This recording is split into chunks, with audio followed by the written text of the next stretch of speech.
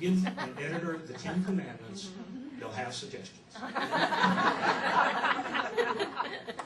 And they are uncanny in their ability to pick the weakest thing available. I could throw every cartoon, which is probably close to 100,000 cartoons, in a coal mine, put them down there at midnight blindfolded, and they would pick the worst cartoon I have and come walking out of the coal mine and go, "This is the one." So part of my plan was give them something to edit. So whatever I really wanted to do, I learned, do something worse right before that. This is great advice to all of you if you're going to journalism. Whatever word you want to use that's bad, use a worse one in the paragraph before. Now, there are a bunch of subjects you can't draw about in the newspaper.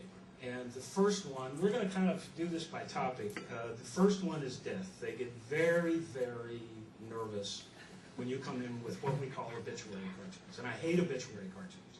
You're supposed to be nice and sensitive and feeling, and so I have to fake all those things, as most cartoonists do. In fact, there's a saying about editorial writers that they are the people that come down out of the hills after the battle is over and shoot the wounded.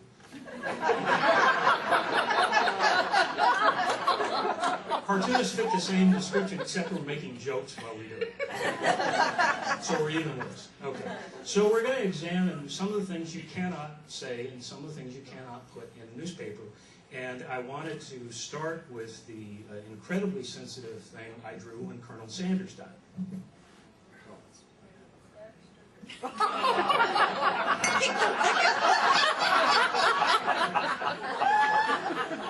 This is the kind of thing you think of when you're a cartoonist.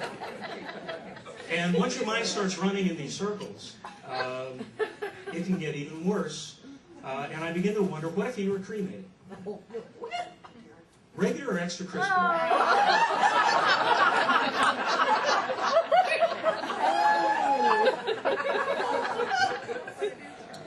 The inventor of the Gallup poll died, and I drew this next one. In other news, George Gallup died yesterday, 62% of pearls.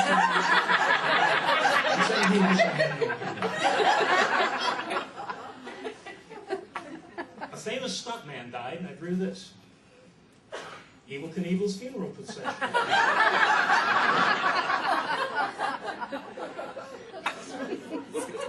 Now, they get even more nervous when someone religious dies, and John Paul II died, and we ran an article in the newspaper, and the title was, "What Effect Did the Pope Have on Your Life?" So I tried to draw this, and what effect did the Pope have on your life? Now,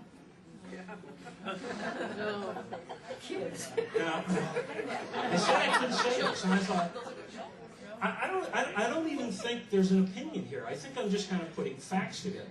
And that tends to be the cartoon that disturbs them the most. This next one I drew after Kinley died from Enron.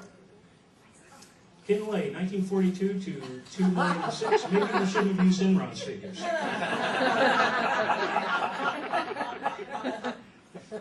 Okay, so you can't draw about death. They get very, very nervous when you draw about death. So what about illness? Can you draw about illness? I drew this next one when Ronald Reagan had cancer. President Reagan, before malignant growth was removed from his nose, President Reagan...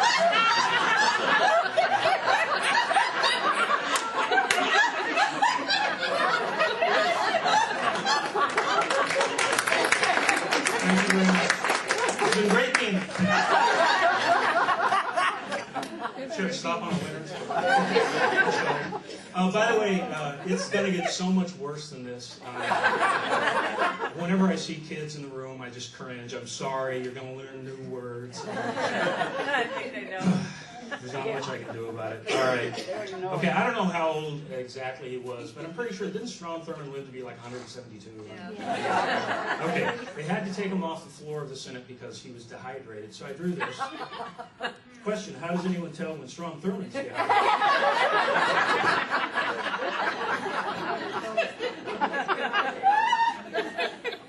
Okay, so you can't draw about death, and you have a difficult time drawing about illness.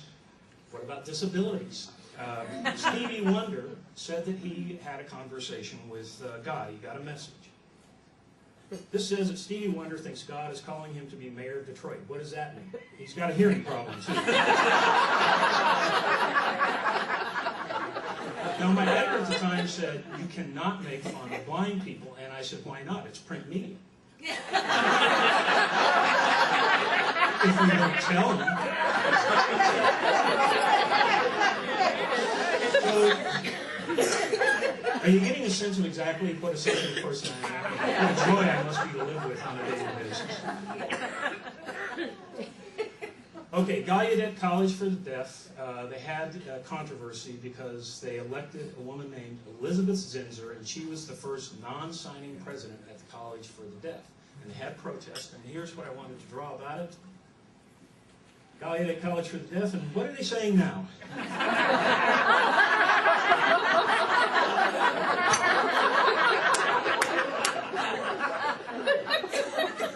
Apparently you can't put obscene gestures in the paper, and I know I've tried like 20 times. Let's drift back to illness for a second. John Ashcroft got sick. Let's go to this one. Remember, when homosexuals get AIDS, it's punishment from God. When the sexually active get herpes, it's punishment from God. And when John Ashcroft gets gallstone pancreatitis, it's gallstone pancreatitis. Why is it only liberals are punished by God?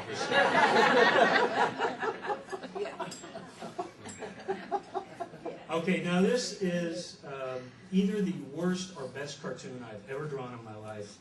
Ronald Reagan had part of his colon removed, and I tried to draw this. Reagan has colon surgery, no longer complete asshole.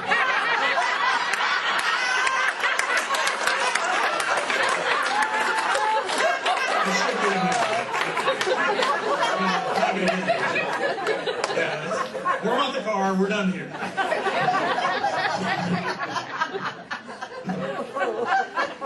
Okay, we have drifted from illness into profanity, which is another subject they have problems with. So you cannot say the word asshole. What about the medically correct term? Let's go to the next one. Castro has artificial anus, Bush has real one.